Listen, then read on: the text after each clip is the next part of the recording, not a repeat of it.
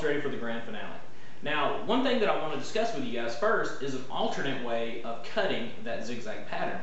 I realized that the way I did it with gluing up the newspaper in between may sound like a dangerous proposition, and it can be. So if you go that route, make sure you use a backer board of some sort at all time like you see me do. The joints by themselves are very weak. They're, of course, built that way. So make sure you use a backer board. But let me show you an alternate way of doing that so you can bypass that entire step. It's a little more tricky, but some of you guys, may prefer that method. So let me show you. Okay, so this process starts pretty much the same as before. First thing we need to do is glue up our laminate. And I'm just using a piece of 1/8 inch MDF here, but let's just pretend that this was our laminate that we originally glued up, which was pine, cherry, and pine, of course.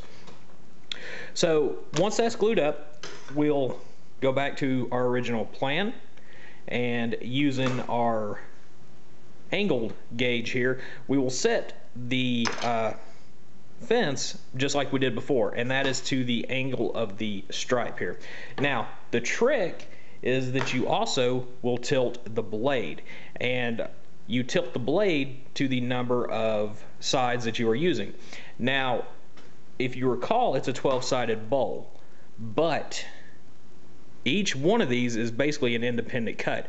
So like the way I did it in the video was to glue these together first, then angle each side. Okay, that's going to be 15 degrees. Now in this process, what you would essentially be doing is cutting each one individually. So that's going to make it a 24-sided bowl. So instead of 15 degrees, you would have to angle your blade 7.5 degrees. Now sounds a little complicated, but basically you're going to run it just like a segmented piece, and that is making a cut, flipping it, bringing it up to your stop block, continuing the process. This is going to give you a compound miter. Now obviously, because of all the angles that have to match up just perfect, plus the stripe pattern, this is a very technical challenge here. So that's why I prefer the other method. Now this method bypasses a lot of those steps that we did earlier, but again, it's very technical, it's a very tedious process, and if any of this comes out wrong, you're basically starting all over again. There's really no way of fixing it, if you have any gaps. So run a lot of test pieces on this if this is the method that you want to try.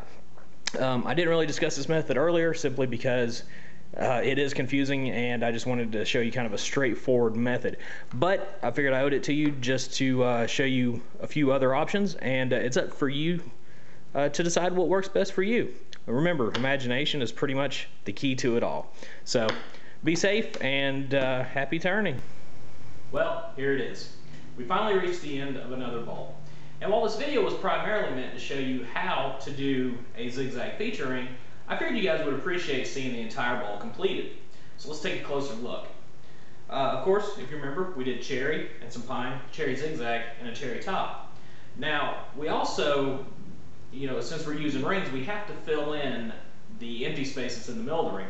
So on the bottom, I just filled it with a solid piece of cherry. That's kind of the way I would normally do it. But on the inside, I thought I'd do something a little bit different. And if you remember, early on I said if you had some extra pieces of your zigzag material left, what you can do is create what's known as a multi-generation laminate. And by manipulating the different cuts and then flipping and restacking the pieces again and again, you come up with some interesting patterns. Now, there are some really good programs out there that will do this for you and give you a complete cut list along with the angle list. I just kind of went at it freehand just to see what I come up with. So the first one that I did turned out looking basically like this right here. And when it was all done, I didn't really care for it. I don't know, it kind of looks like a flower. It's kind of rounded, and it didn't fit with the sharpness of the zigzag points. So I just tossed this one aside. I'm going to hang on to it, of course, because I might use it down the road. But let me show you what I did wind up putting in the middle. Kind of looks like a saw blade, I thought. And I thought it was kind of humorous in the fact that this bowl actually was probably built more on the table saw than it was on the lathe. A lot of steps in this one, and most of them were on the table saw. So kind of a quirky little gesture. I thought it was funny, and it's a good conversation starter too. So, this is it. I hope you guys got some good ideas, And you know, I'd love to see some videos of you guys out there posting some of your turnings. So, thanks for watching.